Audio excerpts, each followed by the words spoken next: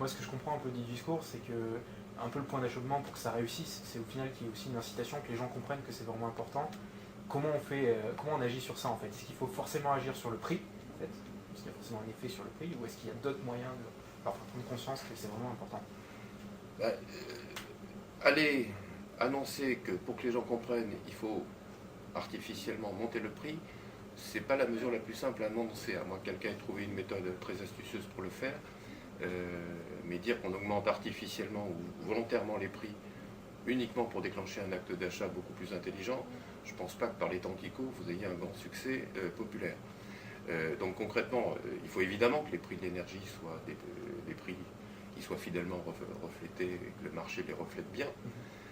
Maintenant, aller rajouter des choses uniquement dans cet objectif-là, c'est quand même un tout petit peu plus compliqué. Il y a deux grandes orientations qui sont possibles dans ce domaine-là. Il y en a une qui a été testée au niveau français, on a échoué partiellement, c'était la mise en place de la taxe carbone.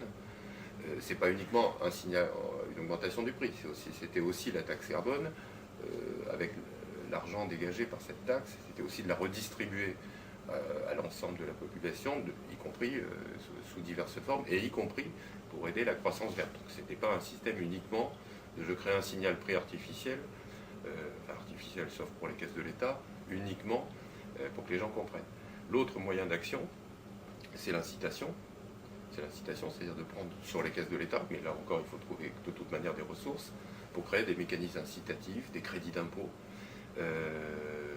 C'est notamment ce qu'on fait dans le logement pour les logements existants. L'autre moyen d'action qui existe et qui est à l'œuvre aussi, c'est par exemple la réglementation sur le logement nouveau ou sur les voitures. Travailler sur la réglementation, c'est pas sans coût, hein, mais ça se fait différemment, c'est notre mode d'action. Et vous voyez, enfin, je disais tout à l'heure que le sujet est complexe, parce que c'est beaucoup de secteurs à traiter en même temps, et en fonction, au sein même d'un secteur, quand vous prenez un achat neuf, faire de la rénovation, que ce soit sur des véhicules, sur des logements, vous avez des moyens d'action qui sont très différents. Un autre moyen d'action, je parlais de l'industrie tout à l'heure, encore différent, c'est ce qu'on a mis en place, c'est les marchés du carbone, qui pèsent sur l'industrie, en tout cas l'industrie la plus émettrice. Ils sont sous un système de marché du carbone avec une obligation générale. Encore un autre dispositif qui est très bien adapté à des industriels, mais qu'on ne peut pas mettre en œuvre sur les émissions des voitures de chaque particulier. On ne peut pas jouer, entre guillemets, au marché du carbone. Chacun d'entre nous ne peut pas jouer au marché du carbone. En tout cas, on ne l'imagine pas encore.